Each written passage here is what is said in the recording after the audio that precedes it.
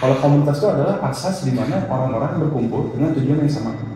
Dan itu sebatas itu saja. komunitas. Jadi makanya kalau orang bilang kayak kumpulan RT, kumpulan RW, ibu-ibu RT itu komunitas. Seperti ibu-ibu PKK. Ibu-ibu PKK itu komunitas. Karena ada tujuannya mengaji setiap malam Jumat misalnya. Itu adalah tujuan mereka. Itu sudah bisa kita bilang itu disebut komunitas.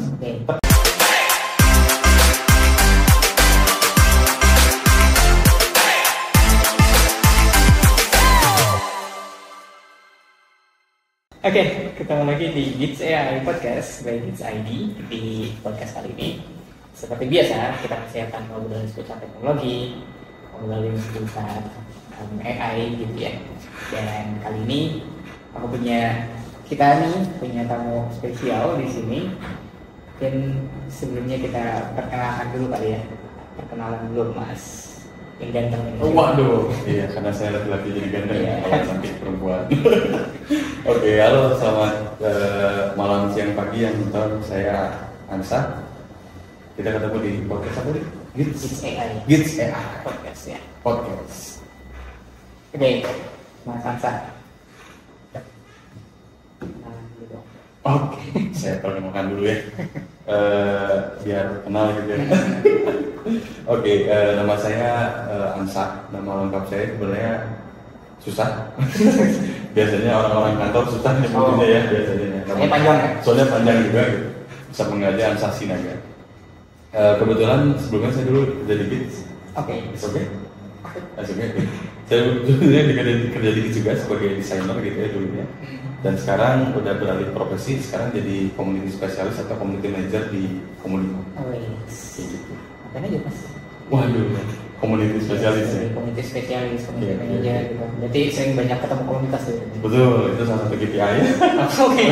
Salah satu KPI ya, mungkin saya jelasin. Jadi awalnya itu kita ketemu komunitas, biasa ngajak-ngajak dia akuisisi komunitas, ketemu banyak tipe komunitas berbagai kategori. Gitu kan. Terus setelah itu seperti biasa bikin dashboard, pulling data dashboard komunitas sesuai kategorinya, karena balik lagi komunitas juga kan banyak ya, macam-macam lah, termasuk organisasi kecil juga bisa kita bilang komunitas kan ya. Klub motor juga bisa jadi masuk salah satu komunitas. Ya, termasuk kalau kita bahasa generalnya, geng motor pun komunitas sebenarnya. Iya. Nah, cuman balik lagi, bagaimana kita bisa menjalin komunitas yang bermanfaat gitu, yang bisa kita empowering gitu. Karena kan misi komunitas itu adalah kita nge-empowering community. Gimana kayak cara kita bisa bangun si komunitas tersebut dan juga bisa dapat untung dari mungkin kerjasama lainnya dari komunitas tersebut gitu. Bisa dengan brand, bisa dengan PT atau perusahaan lain kayak gitu.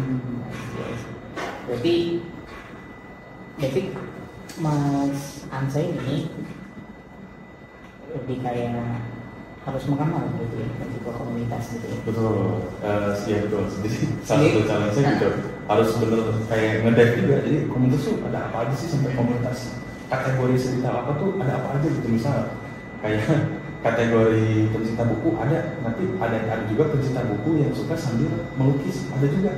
Jadi kan kayak kita ya, jadi kayak ada baca bukunya, melukis juga ada. Jadi dua komunitas, dua kategori dua komunitas. Jadi kadang kita bingung, nah ini mau masukin ke kategori mana?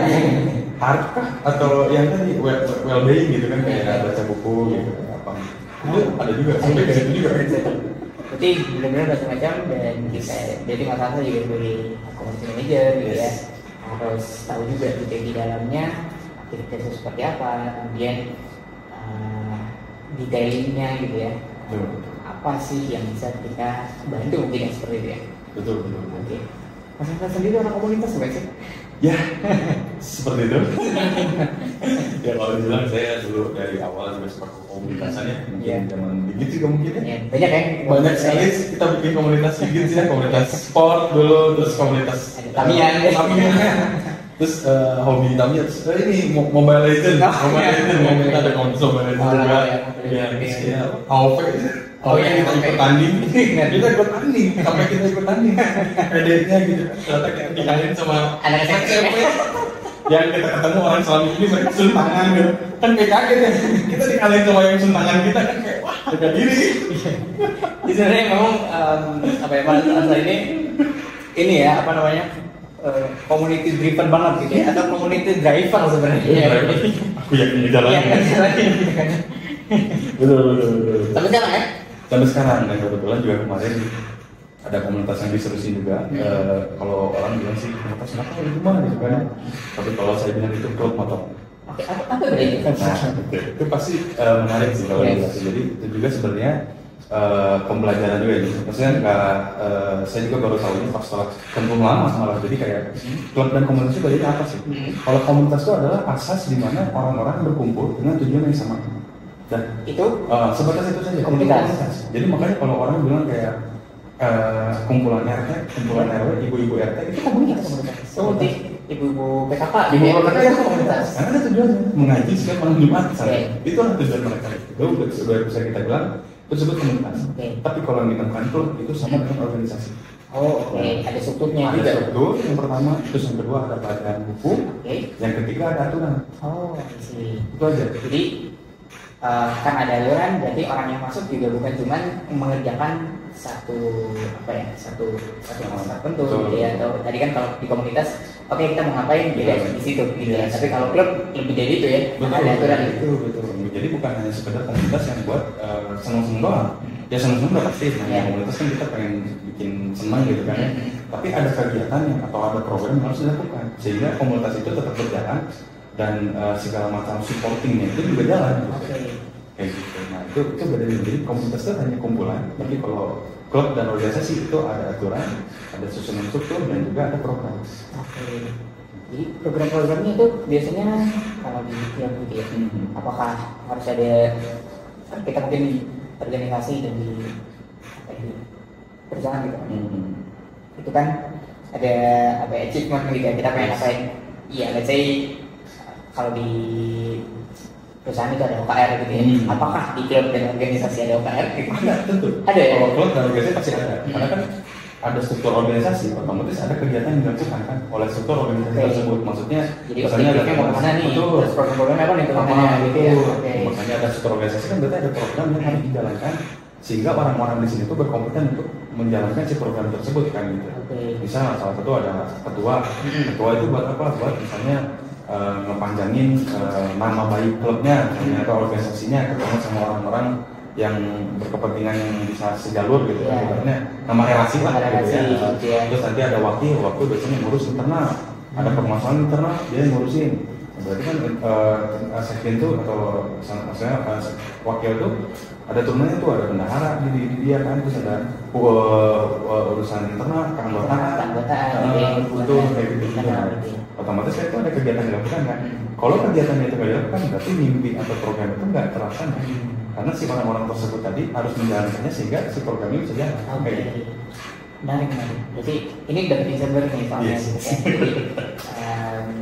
Klub itu sebenarnya bukan sekedar komunitas gitu ya. Betul, bukan sekedar ngumpul doang. Nah, sekedar ngumpul doang. Mungkin awalnya komunitas akhirnya dibuat klub kayak gitu, itu juga bisa jadi. Bisa jadi. Emang awalnya ngobrol itu kan.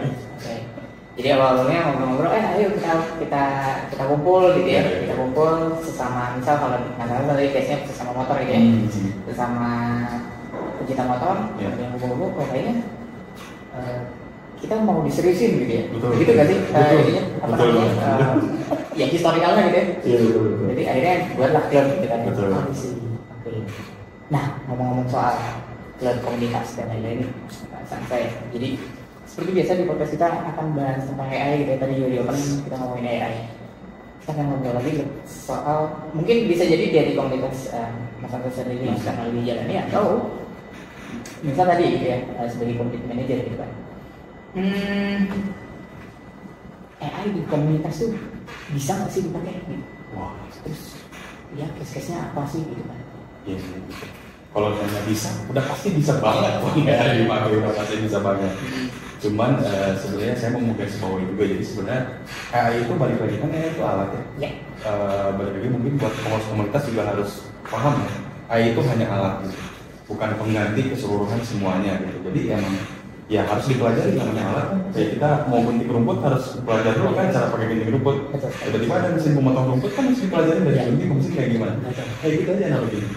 Jadi kalau bisa dibilang penting itu penting banget karena banyak banget kegiatan yang bisa kita lakukan dengan AI gitu. Yang pertama mungkin kayak teman-teman komunitas mau bikin pengumuman grup. Oke. Udah pasti kan ada namanya redaksi ya. Redaksi itu atau skrip yang harus mereka tulis kan. Kan kalau namanya komunitas kan ya harus atau organisasi kan kayak halo assalamualaikum warahmatullahi wabarakatuh betul kayak kepada bapak ibu sekalian dan segala macam tanggal tempat gini-gini kan formatnya enak tuh ya baca anak-anak yang lain kan gitu.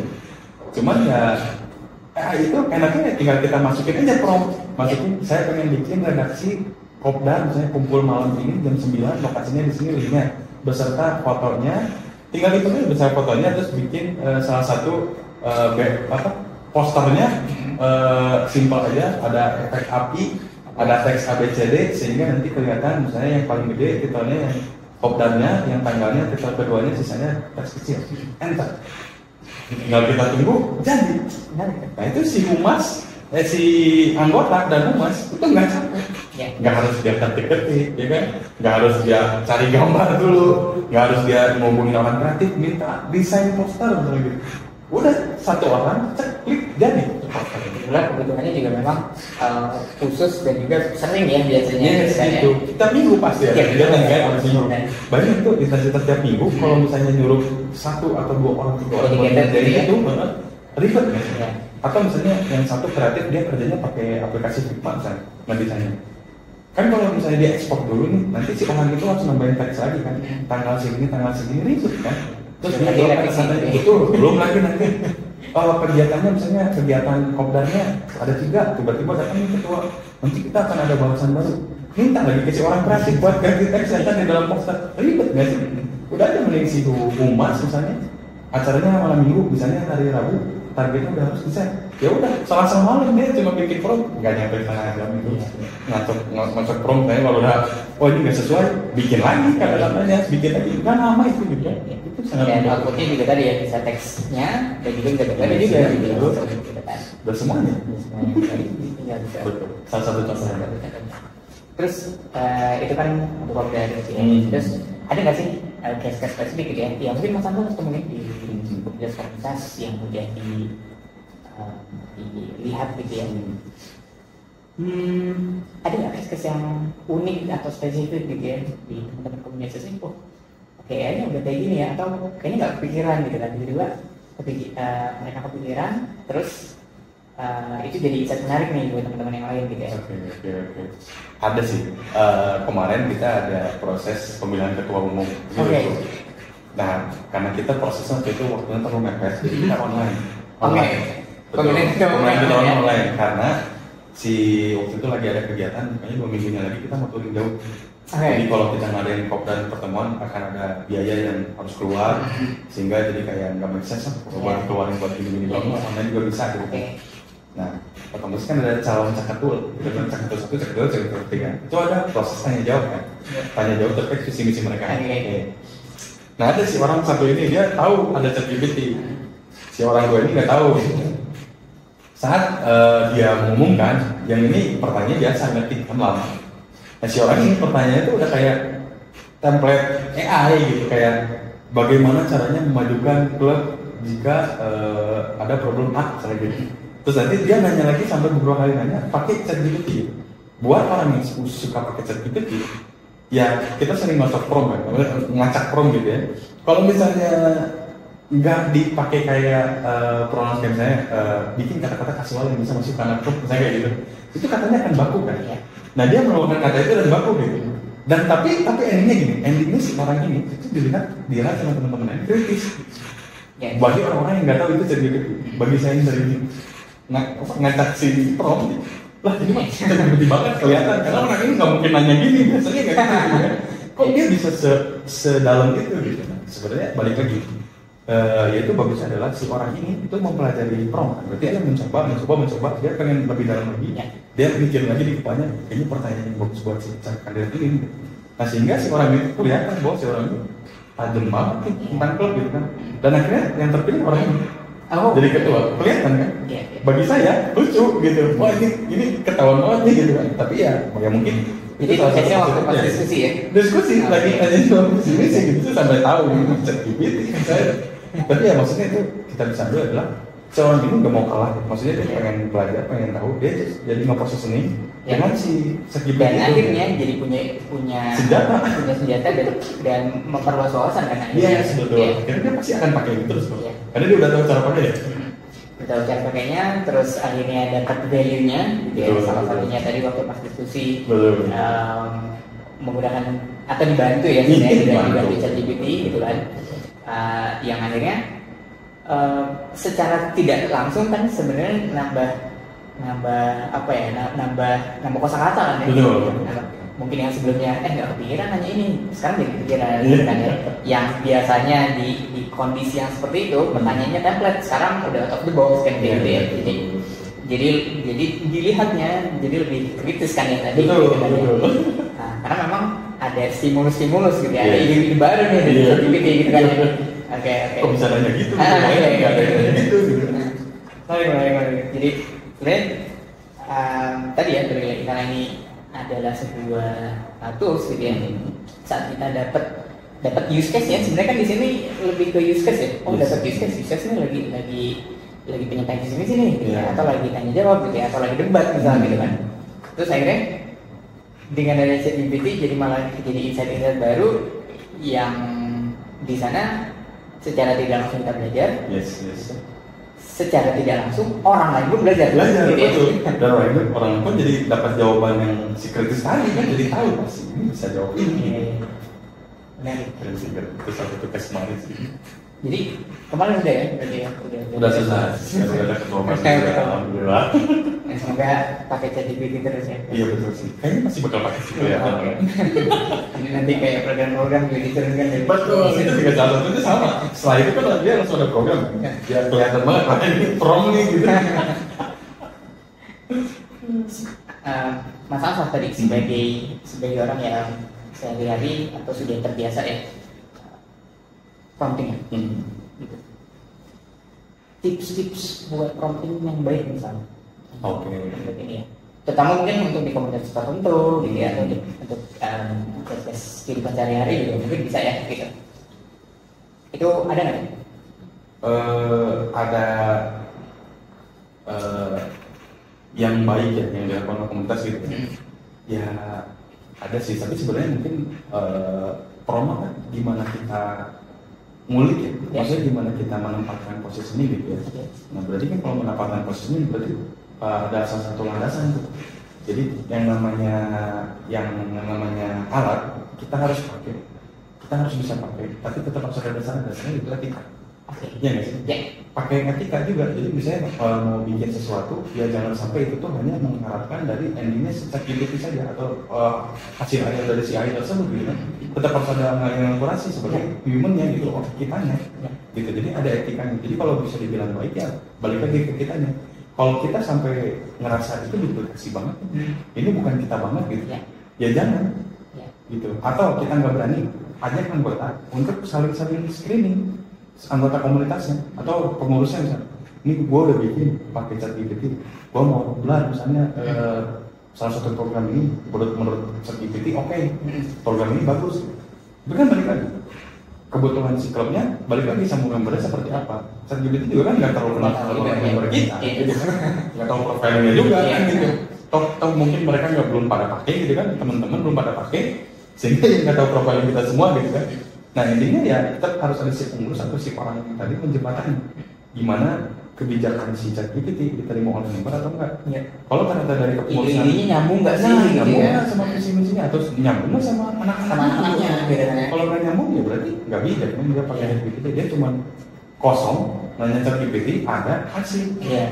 Jadi tidak diolah lagi. Betul. Itu menurut aku itu adalah salah satu etika karena balik lagi posisi kepengurusan itu udah bukan lagi fokus ke dirinya sendiri. Dia butuh program, dia cari program, dapat saya nggak gitu. Kepengurusan adalah posisinya di mana kepengurusan komunitas, dia harus paham dulu anggotanya seperti apa, ada dasarnya dulu, landasannya dulu paling bawah itu apa, baru dia bikin program berdasarkan landasan paling bawah, ya kan? Terus habis itu jangan langsung bisa, tanya dulu 1, 2 yang kira-kira anggotanya dia yang kritis. menurut anggota ini gimana, anggota ini programnya gimana, enggak, gue bikin pakai ChatGPT jujur aja, nggak masalah. Iya, betul. Nggak masalah, karena balik lagi etika itu kan, biar tahu bahwa yang penting orang tahu ini datang dari mana, siapa yang bawa dan siapa yang ngulik promnya, gitu kan? Kan ngulik prom juga susah loh, nggak gampang loh, gitu kan? Ngulik itu ribet juga, jadi kalau kita nggak tahu kata-kata yang tepat, gitu. Nah akhirnya, kalau itu udah oke, dan dari teman-teman oke, berarti ini kepake, ini bijak nih, bisa disampaikan kepada anggota lain, betul. Tapi kalau yang lain nggak setuju dan orang ini maksain, itu berarti salah satu landasannya etikanya tidak dipakai. Itu aja sih. Jadi lebih ke ego gitu ya, jadi kayak ya akhirnya jadi nggak diolah gitu ya. Betul. Akhirnya jadi cuma forwarding aja. Jadi forwarding. Jadi kayak nyari di Google apa sih program Kopdar itu kayak gimana sih? Searching program itu ada ngopi bareng, ngobrol bareng, touring bareng, kirim. Gak masalah kan? Tapi nggak ada value. Nggak ada value. Apa bedanya sama yang lain? Apa bedanya sama lu searching Google? Apa bedanya lu pakai AI sama searching Google? Sama aja. Kurang lebih gitu. Berarti kan sebenarnya di sini adalah di komunitas bisa banget pakai apapun gitu ya, AI-nya gitu kan. Tadi contoh kasusnya adalah ChatGPT, tapi balik lagi dari apa yang di suggest gitu ya. Di ChatGPT itu adalah stimulus-stimulus ide baru kan sebenarnya. Jadi akhirnya seharusnya itu buat brainstorming, bukan copas terus final gitu ya. Itu kayaknya gampang gitu. Jadi untuk menstimulus ide yang baru gitu ya, untuk menstimulus mungkin program-program yang nanti berkelanjutan buat apa namanya waktunya seperti apa, softwarenya seperti apa kan itu bisa diolah kan ya. Oke. Terus apa lagi ya? Sebenarnya ini sih dari komunitas. Kan sebenarnya banyak banget ya komunitas atau member ya, di komunitas. Dari ya pengalaman sama sendiri lah gitu kan. Seberapa banyak sih teman-teman di komunitas yang pakai AI itu kayak tadi tuh untuk productivity atau untuk kehidupan sehari-hari lah minimal gitu ya, itu seberapa banyak sih? Oke. Sepengalaman saya sih sebenarnya kayaknya orang kan saya di klub motor ya. Mungkin klub motor yang saya kenal juga bukan klub yang aware banget tentang teknologi banget gitu ya. Mungkin yang teknologinya mungkin dari aplikasi doang. Mungkin kalau aplikasi handphone mungkin bedanya kalau misalnya buat ke ChatGPT itu kayaknya masih sedikit sih sebenarnya. Tapi dari awal saya ketemu sama pengurus baru, saya selalu bilang kayak ini ada ChatGPT pakai, coba dulu. Dan termasuk kan saya desainer dulunya. Ada yang berarti pakai Figma sekarang. Awalnya kan dia pakai Photoshop. Gitu kan. Pakai Figma aja udah simpan situ semua beres gitu kan. Dan akhirnya mereka pakai Figma dan awal-awal terkait ini deh konten media. Kan alhamdulillah komunitas kita juga follower udah ribuan, udah 7 ribuan kan. Udah termasuk sedikit lagi mau ke mikro ya. Walaupun masih nano nih. nano banget sekarang 10.000 kan nano ya. Nah jadi gimana nih caranya bikin konten yang terus bisa update sesuai waktu, terus nggak pusing mikirin caption, nggak pusing mikirin konsep gitu kan? Gimana caranya daripada nunggu ketua umumnya ngumpul, kira-kira yang konsep enak apa nih? Tim kreatif kan cuma ngasih ide, bikin ide ini, yang ngasihnya kan tetap ketua. Dan balik lagi jadi kayak atau mungkin nunggu dari sekjen atau sekretaris, kira-kira konten ini masuk nggak? Dan kira saat ini kan ribet ya. Udah aja. Sekarang kamu bikin dulu, masukin dulu prompt, misalnya bikin salah satu program atau salah satu konten, 10 konten aja minimal tentang kondisi klub yang saat ini sedang bablas, sebutin ya, kondisi klubnya. Nah, kira-kira apa yang bisa dikeluarin sama diposting sama kita dan bisa jadi value ke teman-teman komunitas lainnya yang bisa diposting di Instagram kita.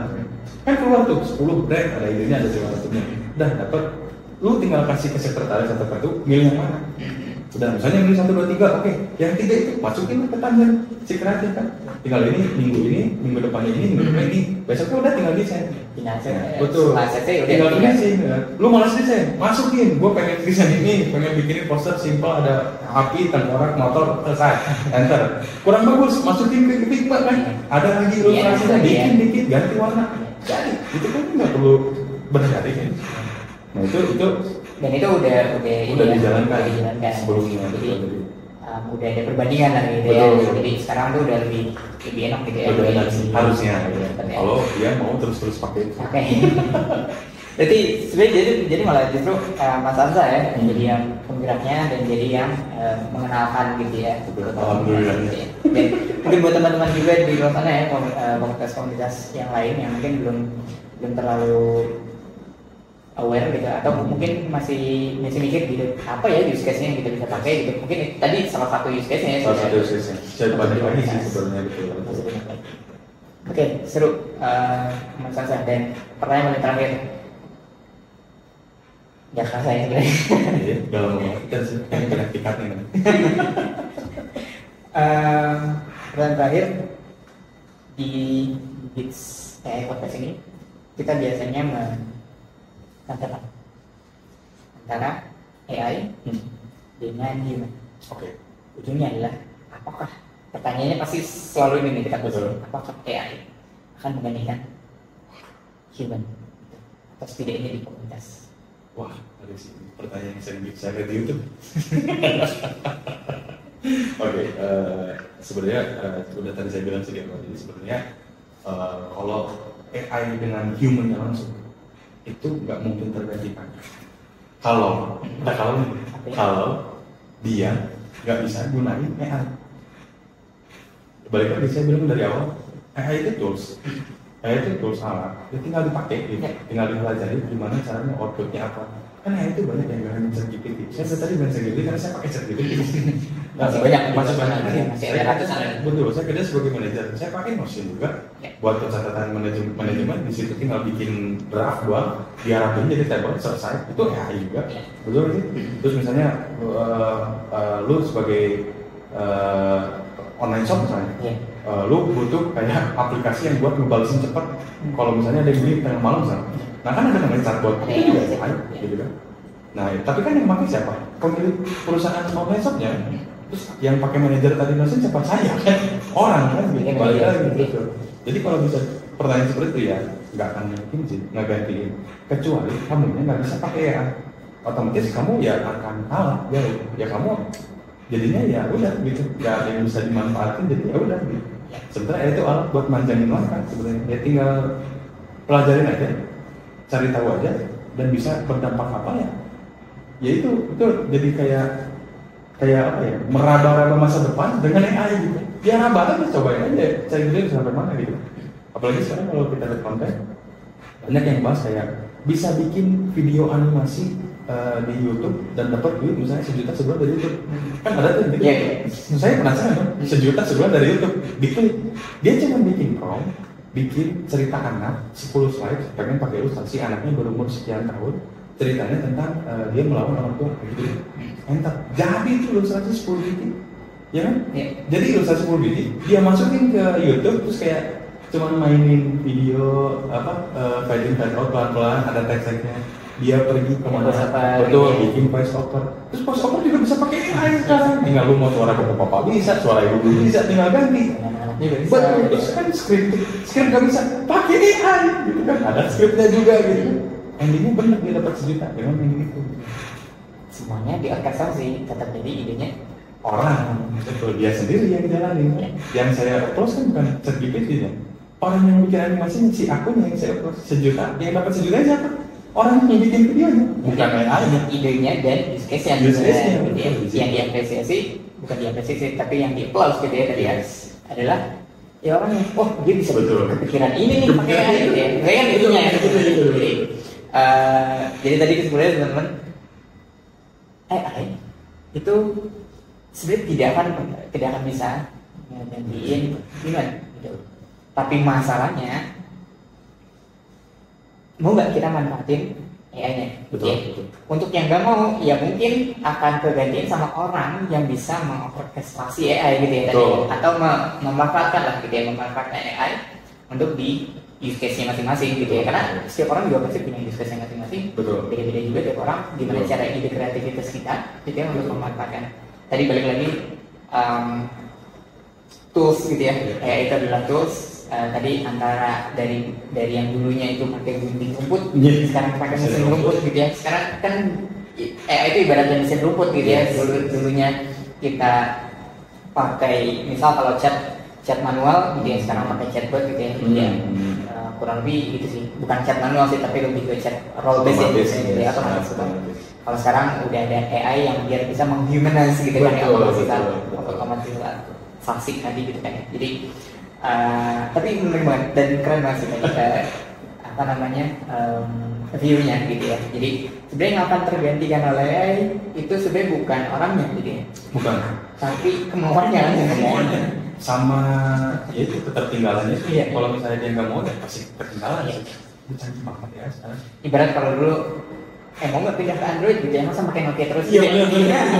Mau jadi Android ya berarti dia pernah dulu ada Galaxy J, Galaxy Yong. Tapi udah ada sih. Udah ada sih.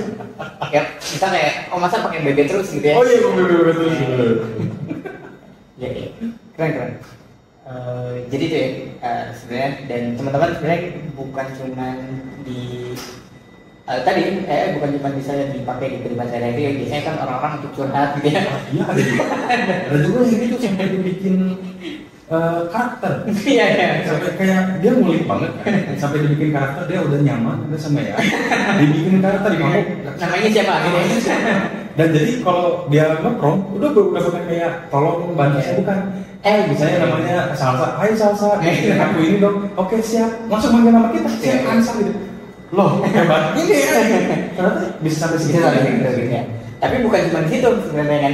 Tapi bisa juga tuh sampai tadi menunjang productivity gitu ya. Tadi katanya bisa di komunitas juga akhirnya jadi tadi misal pekerjaan yang biasanya dilakukan dalam 1 minggu gitu ya. Karena approvalnya banyak gitu ya. Revisinya juga banyak gitu ya, nanti akhirnya harusnya bisa dikerjakan sebentar jadinya lama, tapi dengan adanya AI generate banyak langsung approve lebih cepat gitu ya. Oke, terima kasih banyak Mas Ansa. Sebenarnya masih banyak sih sebenarnya pengen ngobrol tentang komunitas beserta use case yang lain, tapi seperti biasa lah ya. Kita mungkin nanti kita coba ada part selanjutnya gitu. Kita ngomongin tentang satu komunitas gitu ya, atau mungkin ngobrol juga soal nanti tentang desainer mungkin ya gitu kan. Kita undang yang lain juga. Dan terima kasih juga waktunya sudah ada di AI. Terima kasih juga sudah mengundang saya. Saya ada kata-kata dulu. Boleh. Terima kasih. Oke, paling ini saya catat sih, karena takut lupa biasa.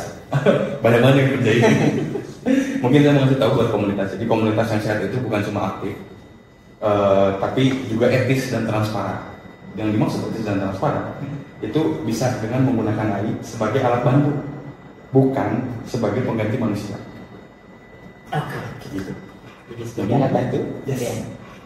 Dan tetap produktif, bukan sebagai pengganti manusia.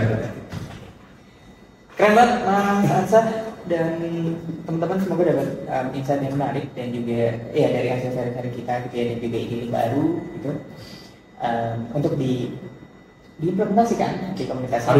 Harus belajar ya. Iya, karena kan yang kita pengen ya semuanya berapa gitu ya, semuanya bermanfaatnya, semuanya juga bisa saling berbagi lah.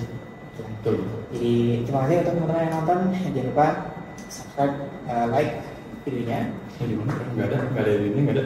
Coba aja sih. Di mana sih dia? Dan sampai ketemu di AI podcast selanjutnya. Bye. Coba. Thank you.